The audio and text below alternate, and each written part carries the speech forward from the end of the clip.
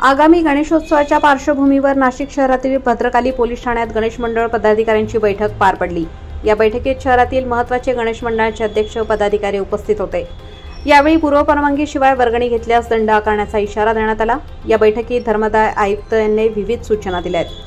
विविध उपनगरे, कॉलनी, सोसायट्यांच्या परिसरात तात्पुरत्या गणेशोत्सव काळात तात्पुरते मंडळ स्थापन केले जाते। या मंडळाच्या पदाधिकाऱ्यांनी धर्मादाय आयुक्त कार्यालयाकडे नोंदणी करून पूर्वपरवानगी घेणे बंधनकारक आहे।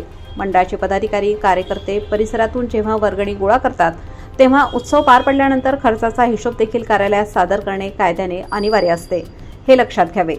पूर्वपरवानगीशिवाय मंडळांनी वर्गणी गोळा केल्यास किमान 10,000चा दंड धर्मादाय आयुक्त कार्यालयाकडून केला जाऊ शकतो, असे नाशिकचे धर्मादाय सह-आयुक्त विवेक सोनवणे यांनी स्पष्ट केले।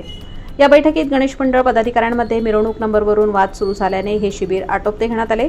पोलीस आयुक्तांनी मध्यस्थी करत पुन्हा बैठक घेतली, मात्र यामध्ये देखील काहीही तोडगा न निघाल्याने तुम्ही आता आपापसात ठरवून निर्णय घ्या, अशा सूचना मंडळ पदाधिकाऱ्यांना यावेळी देण्यात आल्या। यावेळी व्यासपीठावर धर्मादाय सह-आयुक्त महावीर जोगी, धर्मादाय उपायुक्त प्रणिता श्रीनिवार, सहाय्यक धर्मादाय आयुक्त अनामिका मातोळे, यावेळी व्यासपीठावर धर्मादाय सह-आयुक्त महावीर जोगी, धर्मादाय उपायुक्त प्रणिता श्रीनिवार, सहाय्यक धर्मादाय आयुक्त अनामिका मोताळे पोरे, आयुक्त संदीप कर्णिक, पोलीस उपायुक्त किरणकुमार चव्हाण उपस्थित होते। लोकमान्य न्यूजसाठी संचालक लक्ष्मीकांत शिंदे, नाशिक।